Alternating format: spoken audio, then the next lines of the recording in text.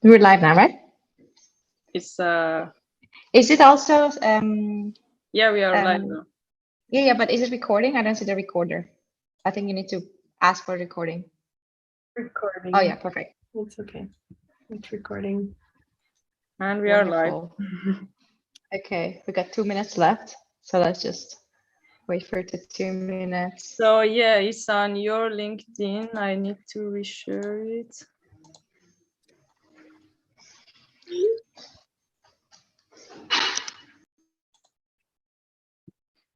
Hello, can I put you as a host? Yeah, sure.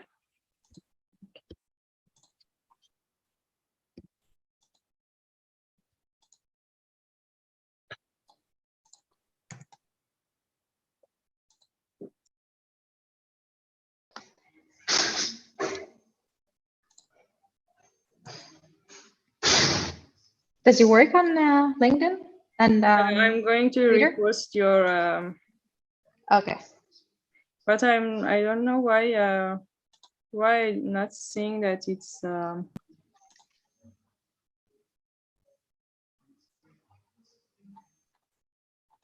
not seeing that it's streaming on your LinkedIn. Oh, maybe it's not connected. Do you want to check Restream? Connected.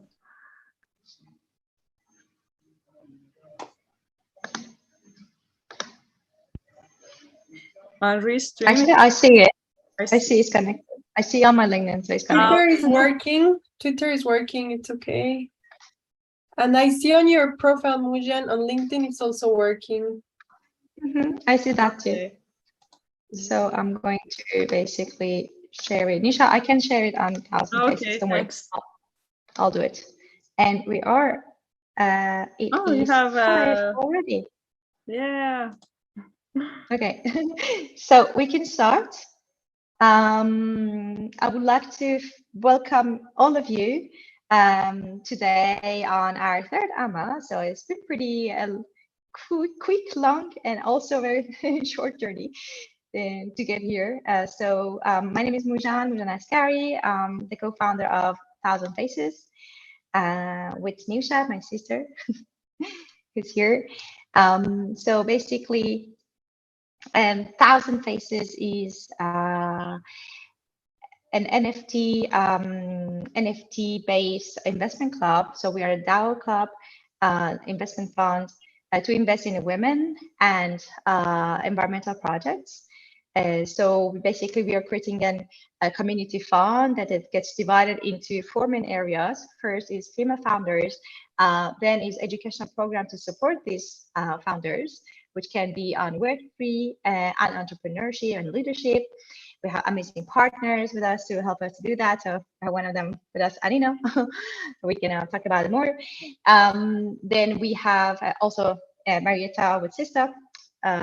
Then the third one is the green projects. So we invest in environmental projects, sustainability. That's where also we offset our own carbon emission. So our NFTs, we want them to be carbon negative and at least like carbon neutral. Our vision is to create a carbon neutral organization. The last part is to invest in nonprofits and other initiatives in line with us, which is about female empowerment, diversity, and the planet. So that's about this.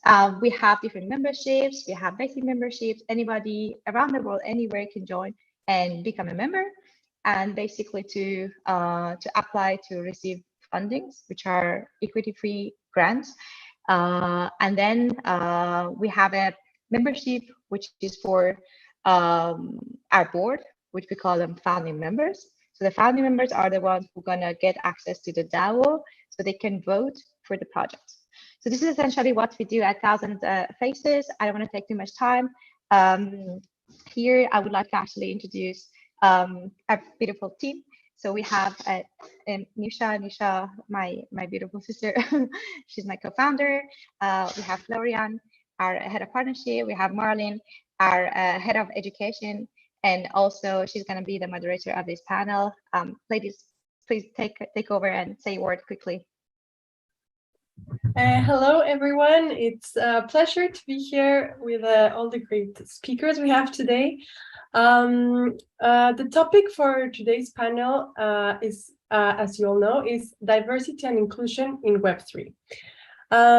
So before we start with introductions, I just want to thank everyone for taking the time to be here. I will start by introducing Marietta Kumbo. She's the head of community at Sista.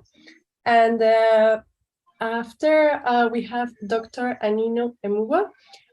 She is the founder and managing director of Avantis Consulting and 100 Women at Davos.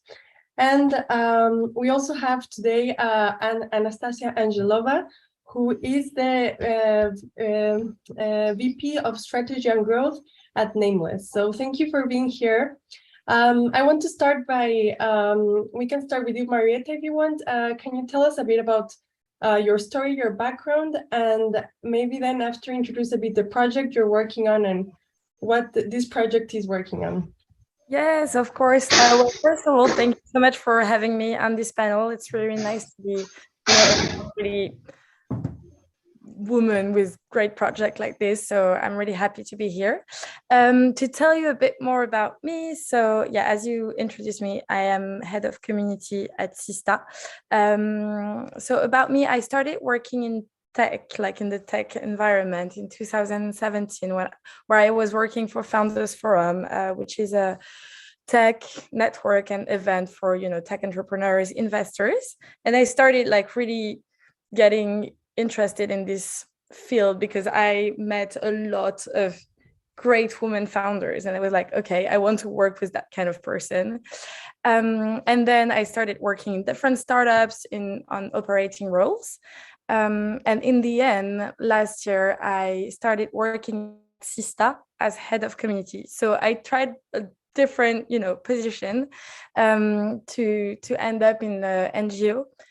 So to tell you a bit more about Sista, we're an NGO, which mission is to nurture a new generation of diversified leaders through funding and reducing the funding gap. So the idea behind this is to work with both female founders and help them like through their fundraising process, but also to work with VC funds, because we think that, the problem is coming from two sources, and we need to get everyone involved in this in order to tackle and have a real impact. So the other side is working with VCs around cognitive bias, understanding the mechanism behind the funding gap, why they don't invest in women the same way they would invest in male funded startups. So and I'm in charge of the community. So, there is a lot of work on the workshop, the content, the community, the events that we're organizing.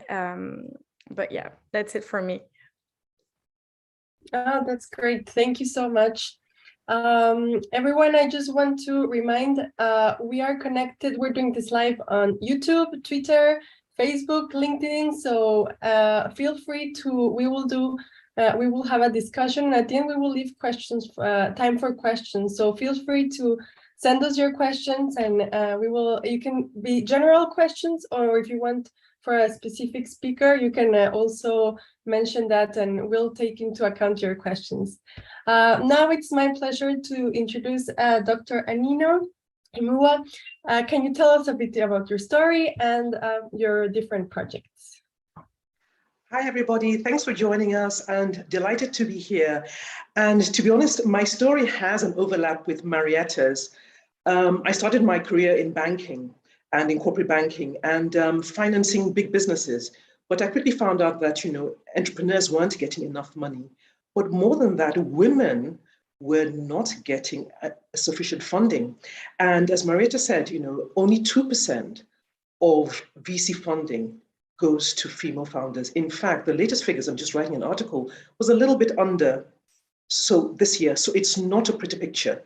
That means, right, for every dollar that a woman gets, right, a male founder gets 50 times. These are incredible figures. And it's even worse when we look at technology. And so my work then moved from entrepreneurship really into female leadership. And of course, we know how female leadership, right, is still vastly underrepresented in the tech industry. So that is one of the areas that I work with.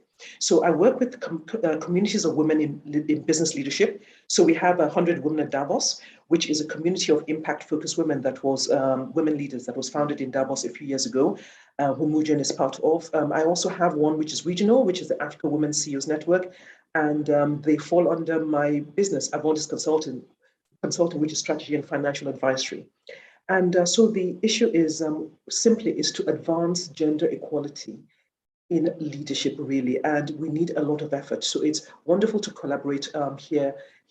And one of the main things we're doing is the area of educating women into Web3 and Metaverse and getting more women in and collaborating on this wonderful Thousand Faces project, which appeals to us not just from the aesthetic, which is amazing, but also from inclusion and also from sustainability, because the goal is also to be carbon neutral. We know that these are some of the issues, in the space right now.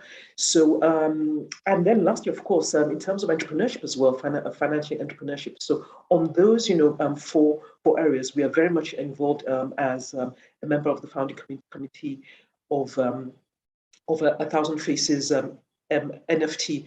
So I would suggest that, for anyone who's listening, follow us. Very important. We have a community which is everybody, which is on LinkedIn, a LinkedIn group, which is the Women in Metaverse and in Web3. A lot of resources for people who want to join, participate, understand, and link with some of the movers and shapers, female movers and shapers in industry. So that's me. Oh, that's so great. We will add the link in the comment section so people can find it easily. Thank you for that. And now I would like to introduce our third speaker, Anastasia Angelova. She's been involved in the blockchain space since 2017, and maybe she can tell us more about her story and her way into the Web3 world. Anastasia. Thank you. So, and thank you very much to everyone for the invitation to speak here. I'm really humbled to be in the same place, even virtually, with such prominent advocates for diversity in the Web3 space.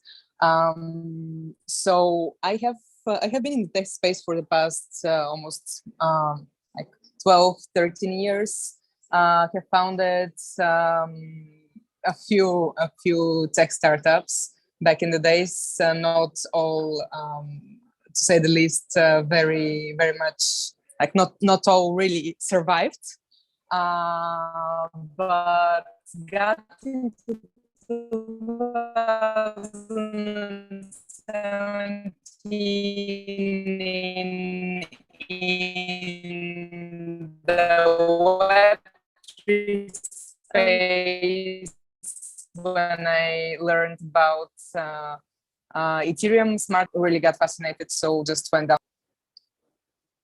So then I've been full-time in the blockchain space. Currently, I'm in charge of strategy, biz dev, growth at NFT42 and Nameless. We just launched our product, Stealth Test, which is a secure private environment for testing NFT projects. It's not. I'm not avid supporter and ambassador for quite a few women in tech organizations, though I'm not like the company I work with is a software product company. So I'm not working on a project currently that is that has this purpose, but am in a few DAOs and NGOs with trying to help as much as I can and contribute to the community. Okay, that's great. Thank you for that. This question, the next question, it's maybe a bit more geared towards Marietta and Dr. Anino. In the Web2, you're both involved in organizations, in projects already working with women. You already mentioned some of the funding challenge. What are some of challenges that you're still facing today? And what you already mentioned, maybe they're coming from the side of the VCs. Can you expand a bit on that, please? Yes, sure. So as Dr. Anino said, there is still a lot of, like the numbers and the figures are a bit scary. In France, with Sista, we've done some studies, like every year we're doing a new study on kind of like the state of the ecosystem in France. And today, 88% of all, like the total amount of fund raised are going to men-only funding teams, right? And 1% to female-only funding teams, right? So, and the rest to gender balanced team. So let's say it's a bit scary.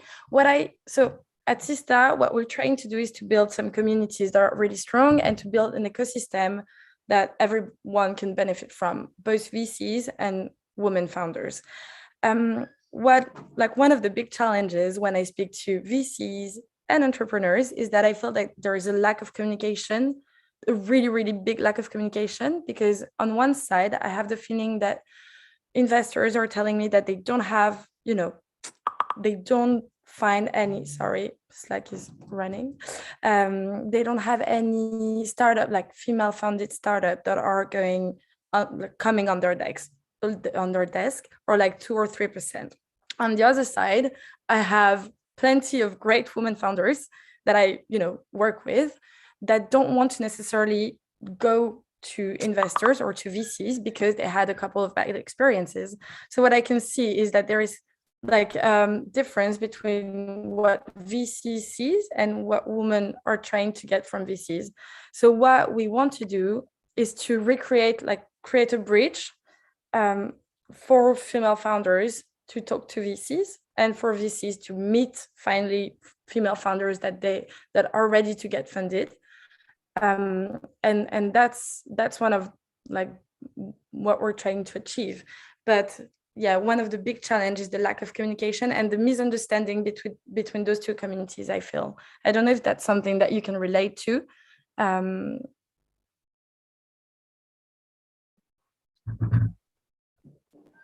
Yeah, definitely.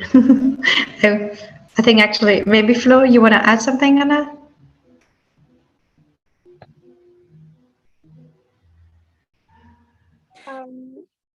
Not really. I think maybe Dr. Anino would have a maybe better view on that. Sure. Really, I'd love to add to what Marietta has said, and creating that bridge between the two communities, female founders and the VC industry. What we see that is happening now, and we need to accelerate that, is that there's, I would say, a cultural gap. And when I say cultural gap, the VC world, if you look at the history in San Francisco, right, and in terms of tech, it was men, right? So it was all those who had gone to Stanford, etc. And so now breaking that is a cultural gap. So a new culture has to be developed, and that is what is happening. That is to say that what we're seeing is, and the history of VCs has been history of investors. So we're now seeing women, right, who are now, as investors, saying that, look, this is a gap, right? We have made it ourselves, and we want to deal, we want to deal in this space, and we want to close the gap. So we have, from the public figures, people, people like, for example, we have women who are, shall we say, not necessarily VCs, but who are going into the space as VCs. So these are not women who are professional VCs, okay? So we have that. That's the first thing. Then we have VCs that are coming up, right?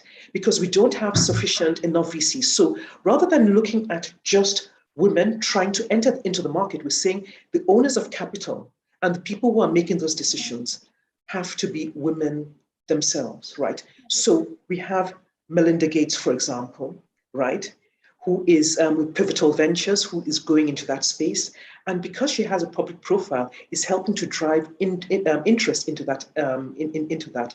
We have Serena as well, who is going into that space with Serena Ventures. And what they're doing is that the impact is more than the amount of capital, right? It's also what is, driving interest. So we've had a female founders fund that has been there for a long time. Well, let's say, I think approximately 15, 17 years, right? If I'm not wrong. But we also need to have that to drive the public awareness. What is happening is, first of all, the data shows that female-founded ventures exit quicker at higher returns, right, than male-founded, because women tend to take more measured risk, okay, and are not overly, do not overstate, right? Now, so it's that culture that we're trying to change. But what's happening is that at the end of the day, the money, where the money is, has to meet women. So what these women are doing is actually mainstreaming female investing to say that there is something in here. There are good returns, and if we look at really from ESG side as well, these are good investments. So what we're seeing is that cultural change. And just to say to all the women who are here, and just in general, male allies, is that we're all doing things, in our separate ways. We need to get together more in order to accelerate and to amplify all of this, because moving from 1% or 2% to 50% is a huge leap, right? And we can only do it when we collaborate and work together. So that cultural change, I think, is one of the key things that we need to work on to really create that acceleration and impact change. Yeah, completely aligned with you on that point. Like, we need to involve like all the financing institution, involve female investors, women investors that are getting into VCs. They need to have access also to higher jobs into the VC space, which is something we're working on at Sista. But that's definitely a good point here. And just a quick one, just to say that, talking about the Web 2 to Web 3, we've seen it in Web 2. My worst nightmare is what we've seen in Web 2 will get into Web 3. That's my worst nightmare. So we need to do a lot. I would also like to build upon the words of Dr. Anino. Women statistically, yes, are less, would take a more measured risk and are more risk averse. So which is a positive metric in combination with other metrics for a women-led VC, right? But on the other side of a women-led project, female founders would rather not apply here and there just because, for example, their product is not out yet. They wouldn't take the risk. So I've heard many times, and I've been in the VC space, in the Web3 VC space before, and I've heard, we're happy to invest in good projects. We don't care whether it's women-led or male-led or like whoever is behind it. There are just maybe not enough projects that are applying, for our funding, which are like women-led projects, right? And there is a reason for that. So one of the things that we can do is go out more, show ourselves, basically, show to as many, reach out as many women as possible, and show that you actually can make a career in Web3. It's not like you just need to take that extra step, and it's not impossible. This is so true. We see it. Yeah, I would like to add something here. Can I add something on that? Go for it. I just wanted to say that what I really like about the way. Do you hear me well, or have delays? It's a bit delayed. Okay. Well, you can go on. I'm going to refresh the page. Okay. What I've been hearing, it's also what has been happening in society, that often women nowadays in the culture, we have more access to education. So a lot of women are very prepared in education, academically, but to reach the leadership positions, it's men who often go for it, and women, even though they're probably more prepared than their male counterparts, they don't necessarily, due to cultural and a lot of barriers that they're facing, either beliefs or culture. And that's why often the leadership positions are often going to the male counterparts. You mentioned, Anastasia, already the jump in between Web 2 and Web 3. Can you first give us a definition of Web 3, or maybe definition, or maybe some differences between Web 2 and Web 3, please? Just it wasn't me actually mentioning the jump, but yes, of course. So Web 1, if we start with Web 1, is the very early days of the internet. Then Web 2 is basically when social media kicks in, mass adoption. And Web 3 is the convergence with blockchain. So one doesn't cancel out the other; it's building upon the other. So I can even say I'm actually even talking was yesterday about Web 4, which is the metaverse, and building basically upon Web 3 here. So yeah, in 2 words. Perfect. And with that, the next question for the 3 speakers is, and it's already been mentioned, some of what can we learn from Web 2 to move on to Web 3 in terms of diversity? What has been things that we need to learn to implement that didn't go as planned in Web 2 that we can really learn from them? Okay, shall I start?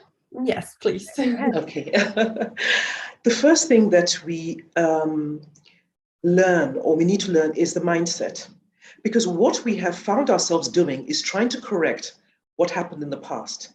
Okay, so we can't be reactive, we have to be proactive. And that's the reason why we're here. So we have to be involved at the very beginning to create inclusive and diverse spaces, right? And not wait until X number of years and try to change it. It becomes very difficult. So that is the first thing, is that we need to use our voices and our actions to bring more women into the space. And as many of you would know, Mujen would know, I'm not, from the tech space, I'm from the finance and strategy side and entrepreneurship. But in as much as I'm in leadership, and the tech space and Web3 and the metaverse is going to dominate, right? Then we have to enter into it. We have to find somehow how to enter into it. And I think that it's encouraging for women when they see non-tech women who are able to go into the space and contribute and to sort of explain. And the thing I think about women is that with women amongst ourselves, we are ready, right? We don't posture. We're ready to show and explain from the basic, from the basic. We don't need to pretend we know this or we don't know this, right? So I think by building communities and inviting women who don't have that background to enter into the community, right? And saying that here, we will share with you our knowledge, which is what we do in one of the communities that I mentioned to you. Mujen is a part of it, and I'm sure some of you also are part of that community. And take women, other women right from the very beginning and say, we are full of people who have tech background, people who don't have tech background. You're a creator, you're an innovator, you're a user, you're just interested. It's a space for everybody. So we start from now. We don't wait until this technology, which is new, right, gets installed before we try to bring diversity into the space. I would like to build upon that again.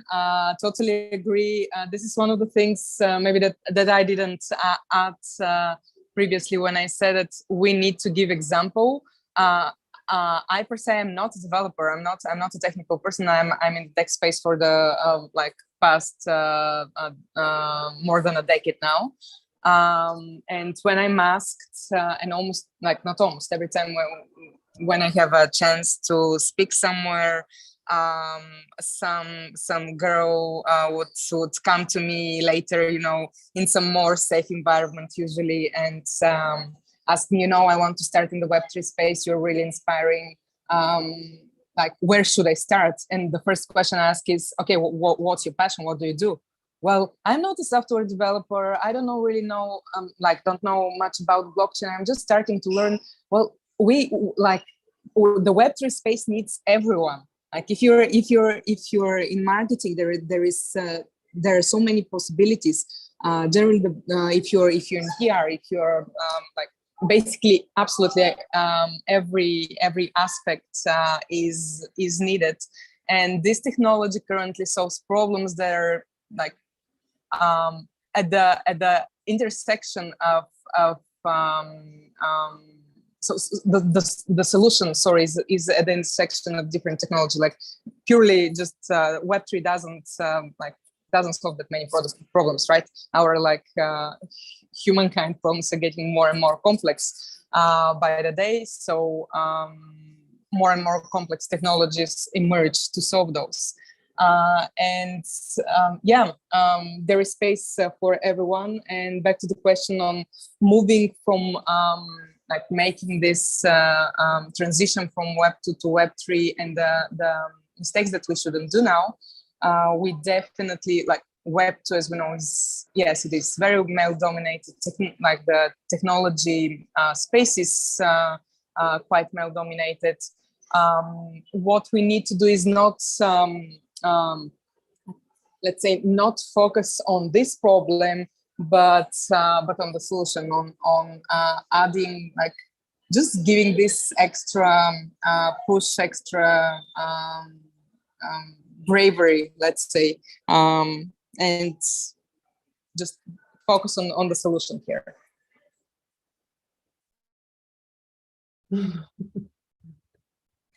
I just want to add something, if that still works. Yeah, do you hear me or not? Cool. Yeah, so I just want to build on what Anastasia said and earlier Anino. What I love about Web3 in crypto and the whole community is the aspect of the community itself.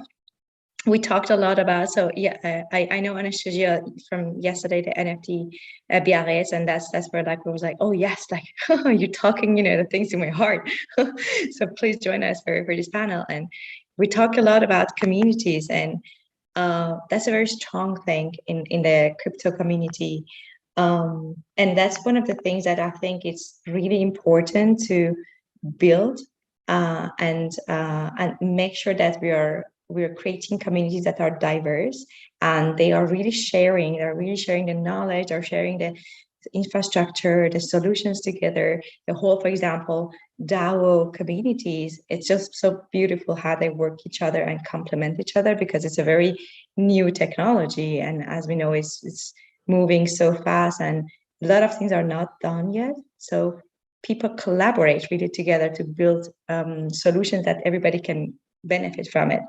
That's really something I hadn't seen it this strong in Web 2. And I think that's a very strong advantage of Web 3, that we can really invest in the strength of the community and engage a lot of people. Plus, on top of that, we were talking about NFTs and art. And I think that's really the core elements of humanity and feminine. And I think that's where we can restart building something more diverse and include more women and diversity in general. And I just find it really fascinating to work with these new technologies and the new solutions we see. Personally, I come from an AI sort of industry and atmosphere that we always have been saying to women AI community, you don't have to be an AI expert to be part of the AI transformation and revolution. You're going to be impacted anyways, no matter what, if you know the technology or not. So better be involved in it and creating it than just sitting next to it and receive the products that not going to fit you, not going to serve you. And I think this is the same for Web3. I really sense it, that this is impacting us a lot in different ways. And we already see a lot of the problems that coming up, and they're biased, or they're very very alien sometimes to different groups. So it's very important to be to be involved in it. Might I add to that, Marlene? Please. Okay. Oh, Marietta wants to speak. I'll let Marietta. No, go ahead, go ahead. Just a quick one, just to say that this aspect of community, I think, is a place where we women have, a lot of strength from historical reasons. We are the creators of society and of communities, right? And we see that now brought into professional space and into the tech space. Now, community is about, well, communities can be exclusive, can exclude, but it's really about bringing people together and including people. And this is what brought Mujan and myself into this project. Mujan did not involve me because I had technical skills and background, right? She involved me and invited me because of other things, right? Because one, she talked, one was in terms of my work with leadership and diversity, right? And she has technical skills. Now, that is exactly what this is about. And this is where, as women, we can move very quickly by just having those communities that are open and inclusive. So women should feel that, look, this is a place where I can go to. I don't have to have that knowledge, and people within that community will help me. And lastly, just to say that in this vein, we will be working together on a project to do with leadership in Web3. And so just keep a watch out. And it's a collaboration with 100 Women at Davos and 1,000 Faces NFT. And it's really going to be an inclusive kind of leadership program. I love that. Marietta, you wanted to add something?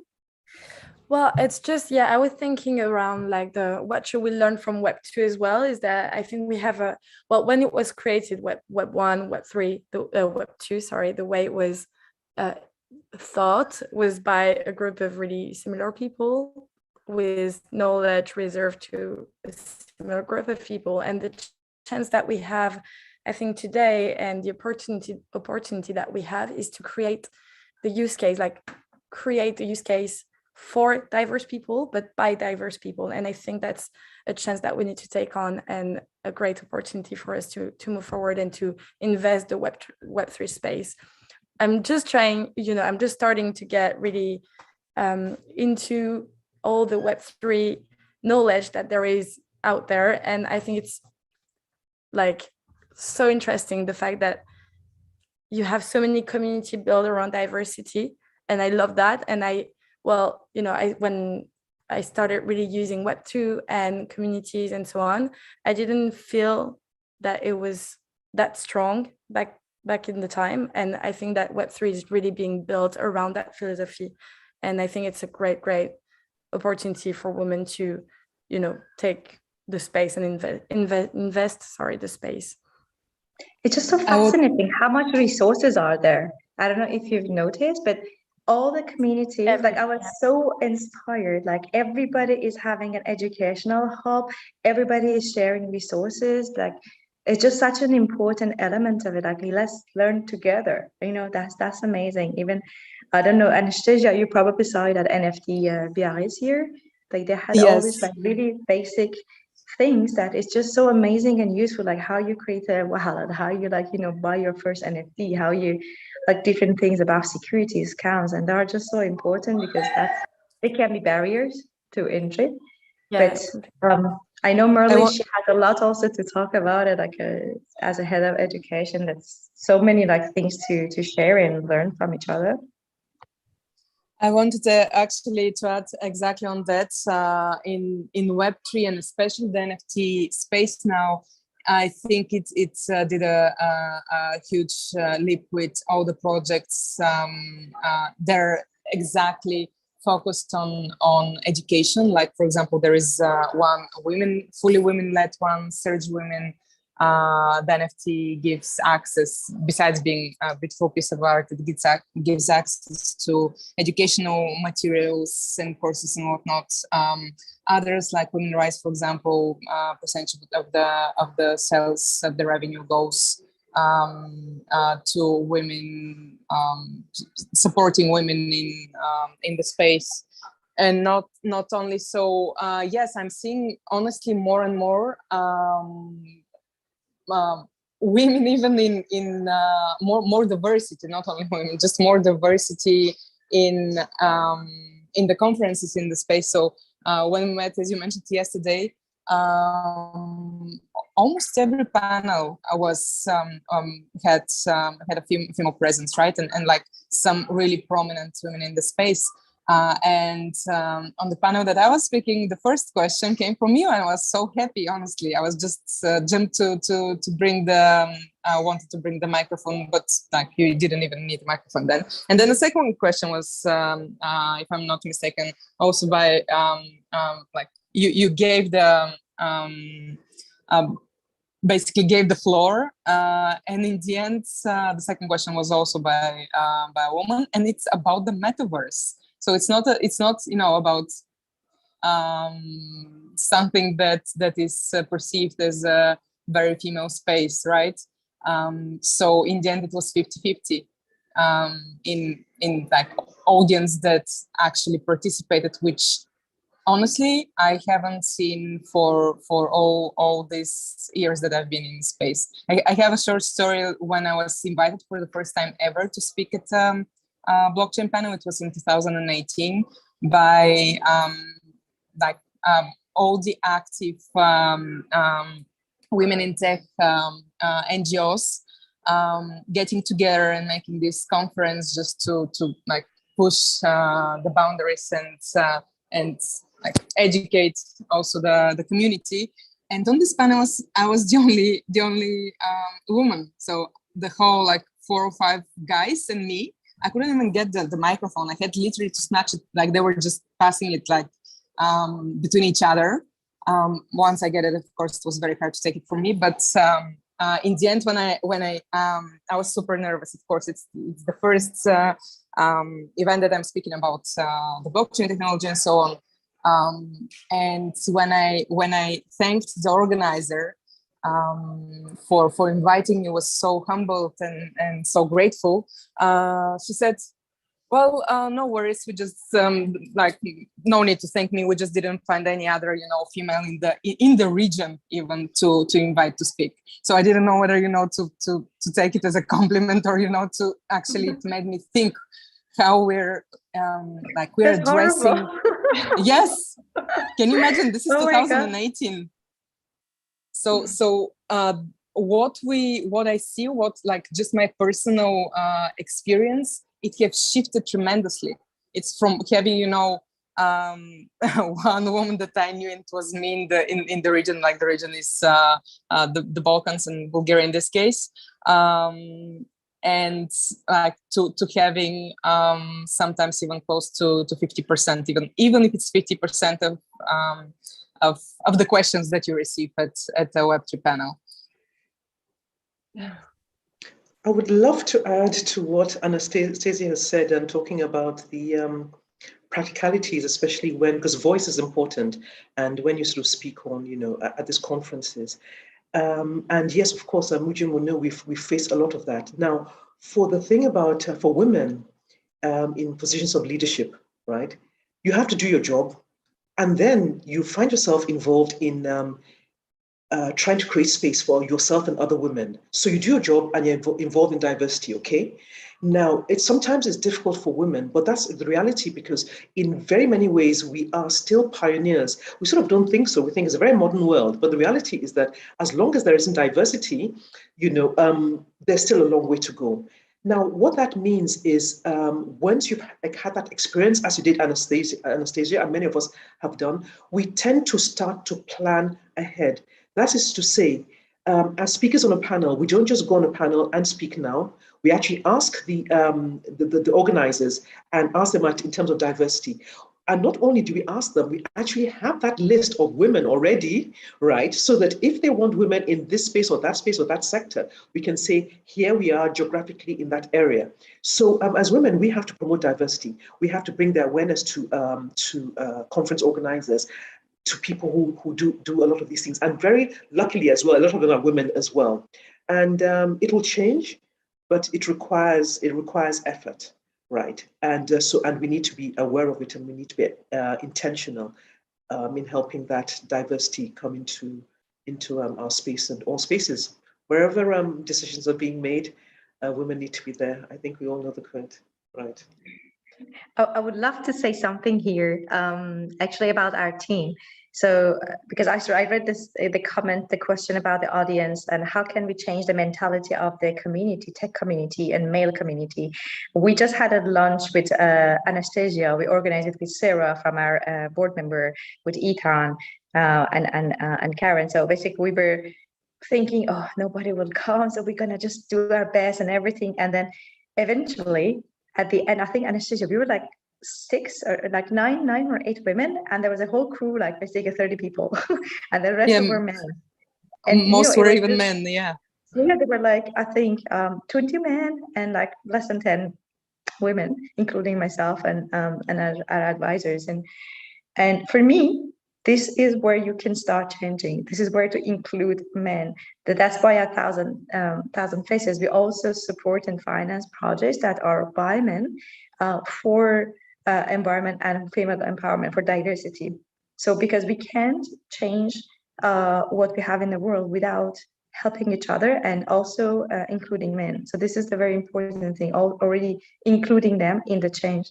That's the first thing. And there was another comment here to say we should be proactive, not reactive. I totally agree with that. And I think, well, change comes from ourselves. Change for self, change our mentality so we can change the world, be the change in the world.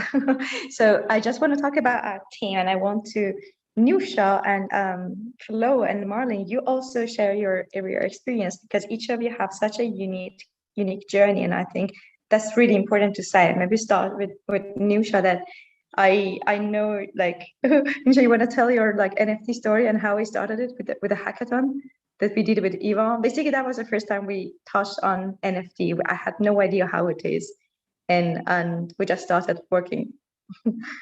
Just basically talking about like why it's important to get into this field, get into a Web3 and metaverse without even knowing it, because along the way, you learn a lot. Nisha, you want to say something? Well, sure. Yeah, I think it was last year we started a hackathon with Ivan, and I had no idea. I mean, I knew what is NFT, and I already did some illustrations. So, but from when we started with Ivan until now, I learned a lot. And now that we are talking about Web3 and diversity, I was, I mean, if I want to compare with my background and all the things that happened to me as an immigrant and also a woman, it's I mean, I can feel that in any, for example, in any job that you want to apply, or any work, or any like basic financial things, it's always like the problem that you're not included, and always there are the teams that they want to choose the people, or recruit the people that they are like themselves, like the skills that they want, but it's always like, I feel like always like we miss something that like more diverse. Like we need if you want to choose a person like who's like you and think like you, so we don't create something new, or we don't solve anything, or we solve like we can solve something, but for the limited people or for limited countries, but we can't solve something bigger. So yeah. That was my comment. That's so funny what you said that, because that's exactly what on the panel yesterday, Swan said, who is actually, I think she has like 3.7 million followers on Clubhouse. They call her the queen of Clubhouse, and she's an influencer in NFTs. She was an ex-Nike, and I had a chance to speak to her yesterday.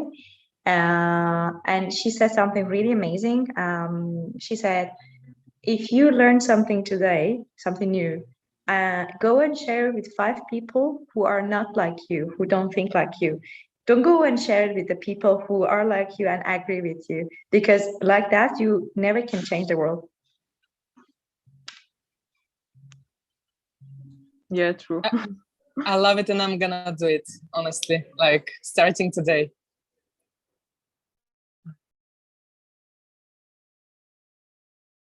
It's also having the courage to have, I think as a society, we often, it became kind of hard to have conversations from different points of view. It was, and I think what Web3 is bringing the community to be able to have this diverse community is gonna encourage this discussion that with maybe people that don't think like you, but we can still have a conversation. I think it's so important.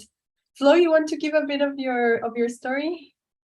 Yeah, so for me, I actually come from a technical background, but even with this background, it was kind of overwhelming at first to get into Web3. I mean, first you hear things like Bitcoin destroyed the planet, or crypto is like playing casino and things like this. Then when you test that and you understand what really Web3 is about, I really saw a lot of potential and opportunity to create new models for this society, to actually bring new solutions.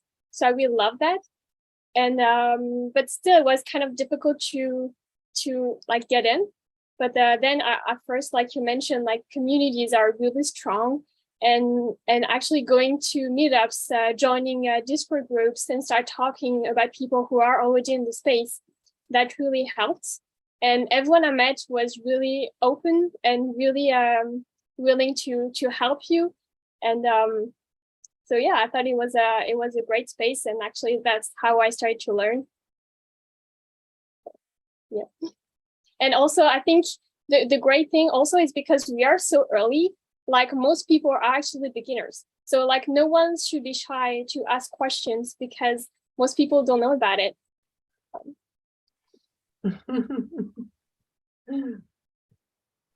Marlene, There is another. say your story too. You're actually. I'd love to hear your story as well. I will go quickly. We have 10 minutes. If the community wants to post more questions, we will make time for them. I'm actually a scientist, a research scientist by background. I have a PhD in neuroscience. I did my studies in different countries. And it was both, I kind of faced in the science world, the higher I moved up, the more barriers I kind of faced to move forward. But my international experience kind of opened me to different perspectives. And yeah, so kind of I couldn't, I love the research, but I kind of just started looking into the Web3, more tech, different areas to have different discussions, and that's kind of how I moved on to a different world. And of course, I want to bring it back to science because there's a lot of work to be done in the academic world. And yeah, but the discussions that I'm currently having, they were not. I couldn't have this in the science world. So yes. I have one. I think Mujan already mentioned this, but I will maybe open it to the panel. One of the questions that we have from the community is what steps can be helpful to get engaged more into tech and entrepreneurship, raise awareness in the tech male community, and change the dogma that it's only male driven. Whoever wants to go for it.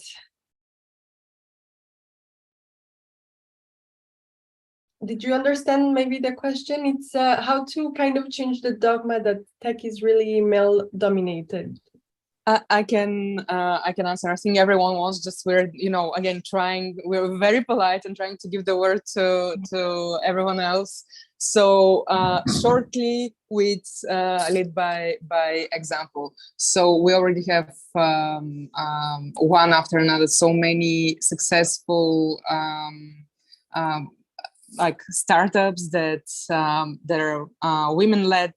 So many stories shared, and this gives an example. So go build, and this will break it. So this is the best way, not just well. We definitely need let's call it some kind of quota, just to to make the first step, to open the doors more. But hopefully, within just a few years, we won't even need to have just hopefully.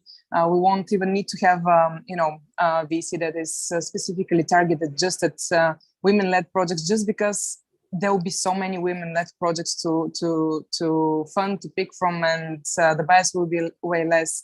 And we have so many examples of successful, well-funded projects. So lead by example, in short. Okay, Anastasia, that is a great one, lead by example. And the point I want to make is actually builds on that. And what can we do? One thing that we do, for example, Mujan is very aware of, is that we spotlight women leaders in the space. And the reason why we do that is that if you can't see her, how can you be her, right? And if you have, in terms of leadership, it's say 1 in 20, then as a woman, you're overlooked, you're lost. So what we do is to actually spotlight women, not individually, but also as a group. So for example, one of the posts I did yesterday, even though that wasn't specifically into entrepreneurship, even though there were female entrepreneurs, was to look at the rise of the chief metaverse officer. Now, this is a job that didn't happen, that didn't exist, a year ago, right? Well, 100 years ago, it certainly didn't exist a year ago. And the first one, of course, is a woman. But importantly, we highlighted, I think it was about 14 or 15 women who have the title Chief Metaverse Officer as a group and individually. Now, by doing so, other women can relate and understand and look at their backgrounds, right, and see how can I also do that.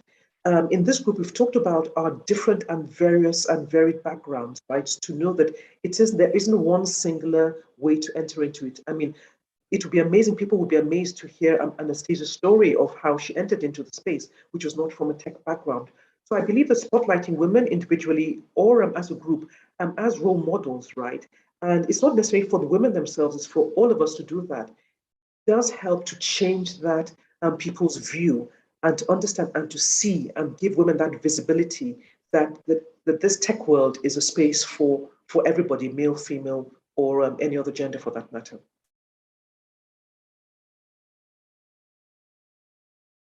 Marietta, you want to add something?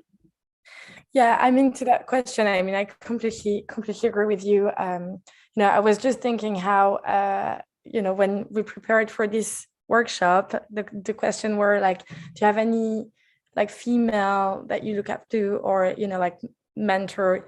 And I was thinking about, since I started working and even before, like all the women that I've looked up to that led me here and that are proving, well, in my case to me, but like that you can do so much more. And at some point I thought that we didn't have enough women to look up to, but I think that is deeply changing. And I can see so many great women in all, like pretty much every space now, I think. And I think Web3 is really prominent in that case. Like there is many great women entering the space that we can look up to. As you were saying, Florian, it's quite new. We're still all beginners in a way, and there is no like dumb question. There is no dumb way of listening, of learning. And I mean, I think that with all the knowledge and the content that we can find online on the Web2 tools, actually, the user-generated content, all the passionate people out there that we can learn from, we really need to, keep searching and looking towards people that we admire. And that I think that way we can grow like really powerful communities and a really powerful and like kind space as well. So yeah. And I mean, when I look at Sista, which isn't especially in the Web3, but we help women like tech entrepreneurs from like in AI, in agri-tech, in all the fields. But that's really what we're trying to do, like in real life, like to build a really beneficial space. And I think that we can really translate that into the Web3 environment. And that's what I think is so interesting about this environment. One last thing I just wanted to add here is to build upon what was just said, just don't fear reaching out. Generally, the Web3 community is the most inclusive I've seen, and also, you know, the NFT community as well. If we go more specific, I have never been turned down by anyone here. So if you just go on Twitter and there is like someone you follow and admire, and you're wondering how what should I do to get there, just reach out. I've never been turned down, even when I was starting in the space. So I think it is already very, like, it has this seed of being a very inclusive community as it is. We just need to grow it. Yes, it's so true. It's the importance of community, the importance of mentors, so women that we look up to. And I think this was also, it links a bit to what was said earlier, that it can be a bit scary at the beginning, but we as women have courage. This is in our nature, I think. So if you start to reach out, you will find through the mentors, community, different things to move forward. We have a few minutes. I think time is almost up. Anybody has any last comment, or they want to add something about, any last comment, any last word of advice? I would love to, actually. This is just to tell women out there who haven't ventured yet and are wondering, how do I get involved in it? And we've talked about community and being very important. And Anastasia raised one thing, which is about Twitter. Twitter is a good place to start off. But I'd say that you may be looking at the skills and seeing, what skills do I have? And it's important. But the first starting point is educate yourself, right? There are a lot of resources out there. So start by educating yourself, right? Then look at the areas you're interested in. You know, are you a creator, innovator?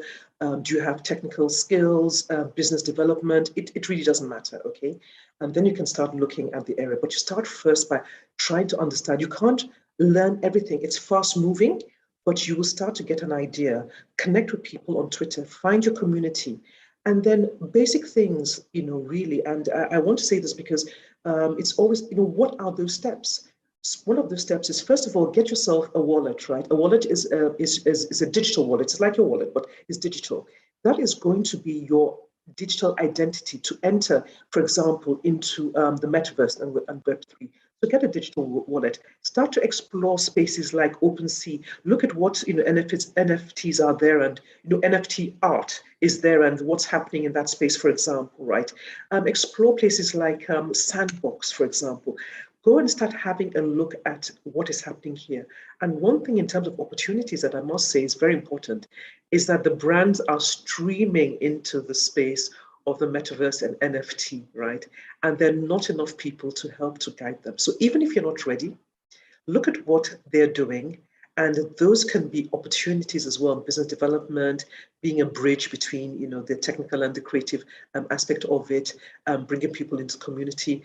There's so much that can be done, but start with educating yourself. That is, I think the most important.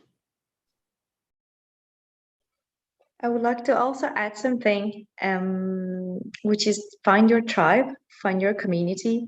For me personally, the only thing that has lifted me up and helped me to learn, and regardless of what has been hard around in the external world, it's been always the community and the mentors and the supporters and the really, you know, friends, love in general that has helped me to stay on the track and just move forward. So really find your tribe, that they lift you up, because that's how you're gonna learn more, and that's how you're gonna create, you know, a better world and better, you know, products, solutions, ideas, everything is just gonna be better if you are in the right mindset and you feel this connection with the humans, even though if it's decentralized online.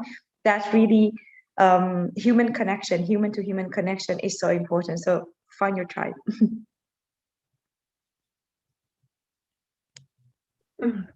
It's true. All the teachings and all the leadership skills and everything that we can acquire in the Web3 is also gone back to our human life. It's and also for women in general. No? I think.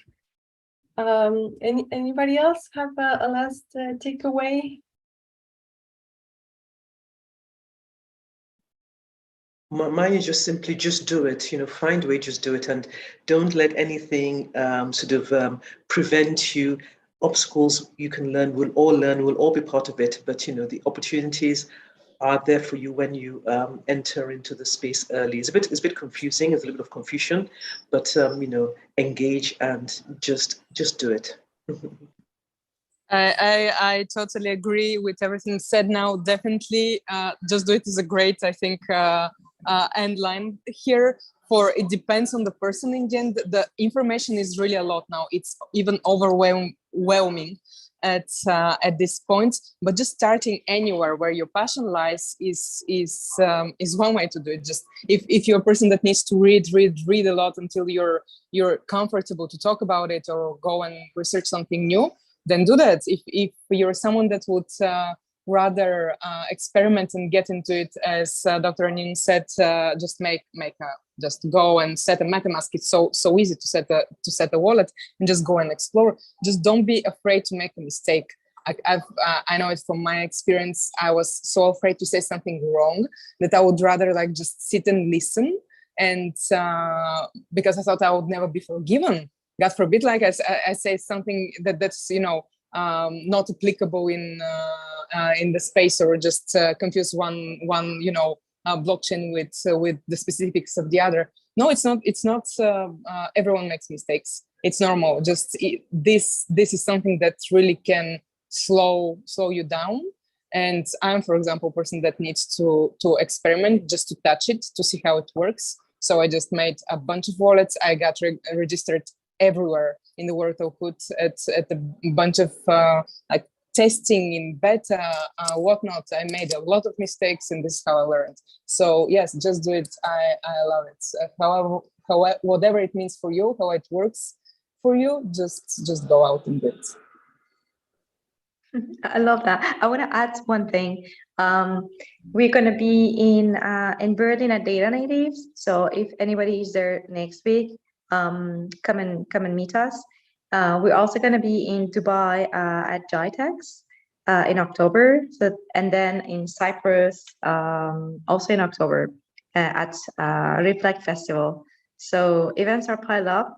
I just received the Women in Tech tickets for Web Summit. So if you're going to be at Web Summit, also, we're going to have some stuff to do.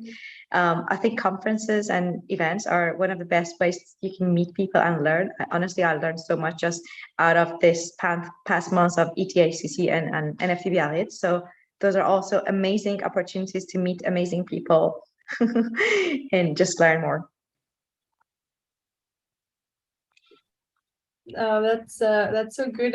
Networking is important. I would say maybe one last comment. I think with the diversity, women and diversity, I think we often look for mentors, but where you want to go, you don't necessarily see someone there.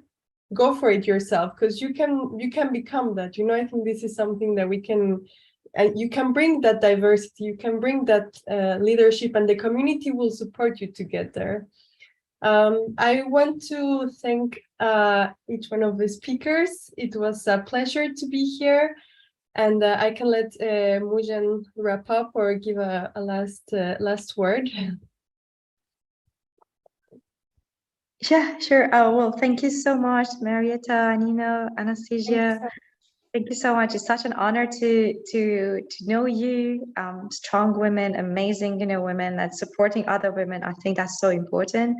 I'm so excited for our collaborations and everything that is gonna come up very soon.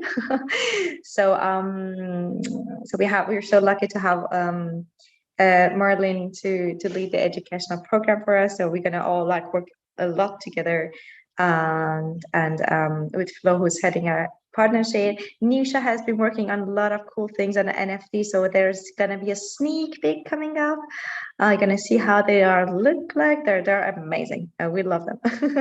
So stay tuned. The first NFTs that are gonna be minted are gonna be the founding members tokens, founding members NFTs in September. We're gonna have probably a little event in Paris. At the moment, we're speaking with partners, but we are going to announce that very soon. So all of you, of course, are invited, and your communities. Of course, depending on the space that we have, but everybody is invited, and we would love to meet everyone. So that's it. Thank you so much for supporting us, and follow us on our social media to be informed about our upcoming news. Yeah, thank you so much. Thank you for setting this up for the whole organization. It's a really, I think, very great event and very useful information. Hope we share it here. Thank you so much. That was a great one. Thank you all. Thank you, everyone. It was really amazing to talk to all of you. Thank you. Thank Thank you. you. Bye. Bye, everyone. Bye-bye.